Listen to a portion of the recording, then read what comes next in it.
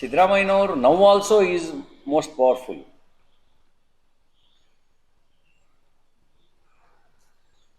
ಸಿದ್ದರಾಮಯ್ಯನವ್ರನ್ನ ಕಡೆಗಣಿಸಿ ರಾಜಕಾರಣವನ್ನ ಮಾಡೋದು ಅಷ್ಟು ಸುಲಭ ಅಲ್ಲ. ಯಾರು ಮಾಸ್ ಲೀಡರ್ಸ್ ಇರ್ತಾರೆ, ಅವ್ರ ಅಧಿಕಾರದಲ್ಲಿ ಇರಲಿ ಇಲ್ಲದೆ ಇರಲಿ, ಅವ್ರ ಪ್ರಭಾವ ಅಂತೂ ಇದ್ದೇ ಇರುತ್ತೆ.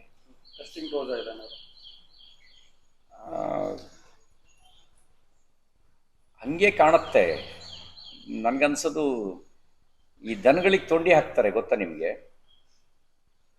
ದನಕ್ಕೆ ತೊಂಡಿ ಹಾಕೋದು ಯಾಕೆ ಅಂದರೆ ಬೇರೆ ಹೊಲಕ್ಕೆ ನುಗ್ಗಬಾರ್ದು ಅಂತ. ಡಿ ಕೆ ಶಿವಕುಮಾರ್ ಅವರಿಗೂ ಇದು ತೊಂಡಿ ಹಾಕೋ ಕೆಲಸ. ಇದು ಬೇರೆ ಖಾತೆಗೆ ಮೂಗು ತೋರಿಸ್ಬಾರ್ದು, ನೀವು ಮುಖ್ಯಮಂತ್ರಿ ಇರ್ಬೋದು,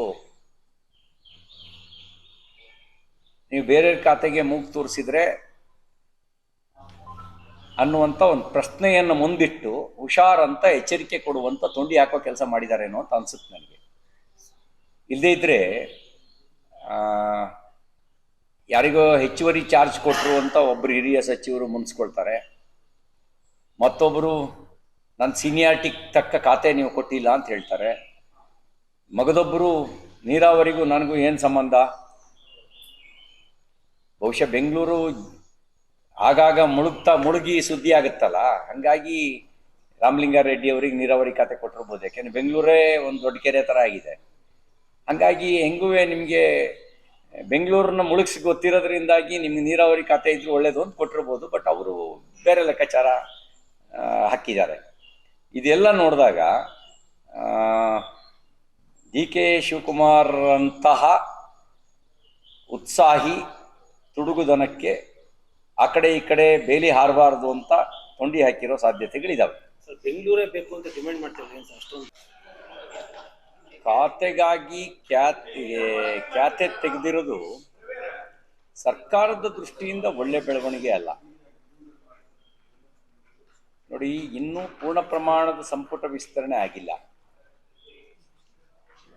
ಕೆಲವು ಹಿರಿಯ ಸಚಿವರಿಗಷ್ಟೇ ಸ್ಥಾನಮಾನ ಕೊಟ್ಟಿದ್ದಾರೆ.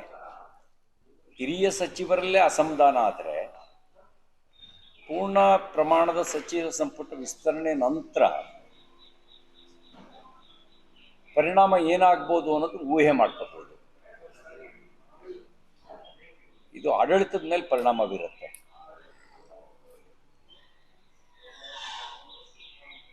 ಬಹುಶಃ ಇವ್ರನ್ನ ಸಂಭಾಳಿಸೋದ್ರೊಳಗಡೆನೆ ಮುಖ್ಯಮಂತ್ರಿಗೆ ಬೇರೆ ಕೆಲಸ ಮಾಡೋಕ್ಕೆ ಸಮಯನೂ ಸಿಗಲ್ಲ, ಬೇರೆ ಕೆಲಸ ಮಾಡೋಕ್ಕೂ ಸಾಧ್ಯ ಆಗಲ್ಲ. ಒಂದು ಕಡೆಗೆ ರಾಜ್ಯದ ಆರ್ಥಿಕ ಪರಿಸ್ಥಿತಿ ಹದಗೆಟ್ಟಿರೋದು. ಹಿಂದೆ ಸಿದ್ದರಾಮಯ್ಯನವ್ರು ಬಜೆಟ್ ಮಂಡಿಸಿದಾಗ್ಲೇ 26-27ನೇ ಸಾಲಿಗೆ ಅಂದಾಜು 1,34,000 ಕೋಟಿ ರೂಪಾಯಿ ಸಾಲ ಮಾಡಬೇಕಾಗತ್ತೆ ಅಂತ ಅವರು ಬಜೆಟ್ ಮಂಡಿಸೋ ಸಂದರ್ಭದಲ್ಲಿ ಹೇಳಿದ್ರು. ಅಂದರೆ ಕ್ಯಾಪಿಟಲ್ ಇನ್ವೆಸ್ಟ್ಮೆಂಟು ಮತ್ತು ಕಮಿಟೆಡ್ ಎಕ್ಸ್ಪೆಂಡಿಚರು ಎರಡೂ ಸೇರಿ 1,34,000 ಕೋಟಿ ರೂಪಾಯಿ ಹೊಸ ಸಾಲ ಈ ವರ್ಷಕ್ಕೆ ಅಂತ. ಅದ್ರ ಜೊತೆಗೆ ಈಗ ಈ ಮುಖ್ಯಮಂತ್ರಿಗಳು ಕೂಡ ಇನ್ನಷ್ಟು ಘೋಷಣೆ ಮಾಡಿದ್ದಾರೆ. ಕೇಳಕ್ಕೆ ಇವೆಲ್ಲ ಚಂದ. ಫ್ರೀ ಬಸ್ ಪಾಸ್ ಅಂದ್ರೆ ಯಾರಿಗೆ ಖುಷಿ ಆಗಲ್ಲ? ಬರೀ ವಿದ್ಯಾರ್ಥಿಗಳು ಅಷ್ಟೇ ಅಲ್ಲ, ಗಂಡಸರು ಕೇಳ್ಬೋದು ನಮಗೂ ಫ್ರೀ ಬಸ್ ಕೊಡಿ ಅಂತೇಳಿ. ಆದರೆ ಪರಿಸ್ಥಿತಿ ಇನ್ನಷ್ಟು ಸಾಲ ಮಾಡಬೇಕಾಗತ್ತೆ. ಇವ್ರ ಹತ್ರ ಏನು ಆದಾಯವನ್ನು ಸರಿದೂಗಿಸ್ಲಿಕ್ಕೆ ಬೇಕಾದ ರೀತಿಯ ಇನ್ಕಮ್ ಇಲ್ಲ, ವೆಚ್ಚವನ್ನು ಸರಿದೂಗಿಸ್ಲಿಕ್ಕೆ ಬೇಕಾದ ಇನ್ಕಮ್ ಇಲ್ಲ. ಅವಾಗ ಏನು ಮಾಡಬೇಕು? ಇವರು ಹೆಚ್ಚು ಸಾಲ ಮಾಡಬೇಕು, ಇಲ್ಲ ಇನ್ನಷ್ಟು ತೆರಿಗೆ ಹೇರಬೇಕು. ತೆರಿಗೆ ಹೇರಿದ್ರೂ ಜನಸಾಮಾನ್ಯನಿಗೆ ಹೊರೆ. ಹೆಚ್ಚು ಸಾಲ ಮಾಡಿದ್ರೆ ರಾಜ್ಯ ಸಾಲದ ಸುಳಿಯೊಳಗೆ ಈಗಾಗಲೇ ಸಿಗಾಕೊಂಡಿದೆ. ಆ ಸಾಲದ ಸುಳಿಯಿಂದ ಹೊರಗೆ ಬರೋಕ್ಕಾಗದೇ ಇರುವಂಥ ಪರಿಸ್ಥಿತಿಗೆ ತಲುಪಿಬಿಡುತ್ತೆ. ಇಂಥ ಸವಾಲುಗಳ ನಡುವೆ ಕ್ಯಾಬಿನೆಟ್ನ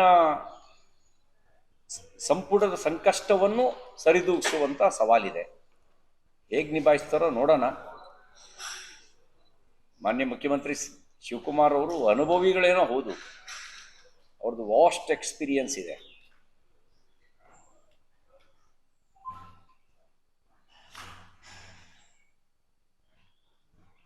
ಆ ಅನುಭವದ ಜೊತೆಗೆ ಹುಮ್ಮಸ್ಸು ಇದೆ. ಕೊರತೆ ಇರೋದು ನಾನು ಹೇಳ್ಬಿಟ್ಟಿದ್ದೀನಿ, ಅವ್ರಿಗೆ ಕೊರತೆ ಇರೋದು ರಾಜ್ಯವನ್ನು ಅಭಿವೃದ್ಧಿಪಡಿಸಬೇಕು ಅನ್ನುವಂಥ ಇಚ್ಛಾಶಕ್ತಿಯ ಕೊರತೆ ಕಾಂಗ್ರೆಸ್ಸಿಗೆ ಇದೆ. ತಮ್ಮ ಅಭಿವೃದ್ಧಿ ಬಗ್ಗೆ ಅವರೆಲ್ಲರಿಗೂ ಚೆನ್ನಾಗಿ ಗೊತ್ತಿದೆ. ರಾಜ್ಯದ ಅಭಿವೃದ್ಧಿಯ ಕೊರತೆಯನ್ನು ತುಂಬಿಸುವ ಶಕ್ತಿಯನ್ನು ದೇವರು ಅವ್ರಿಗೆ ಕೊಡ್ಲಿ, ಅಷ್ಟೇ ನಾವು ದೇವರಲ್ಲಿ ಕೇಳೋದು. ಸರ್, ಎರಡು ಬಣಗಳಾಗಿ ಈ ಥರ ಫಾಲೋ ಮಾಡ್ತಾರೆ, ಹಳೆ ಸಿಎಂ ಹೊಸ ಸಿಎಂ.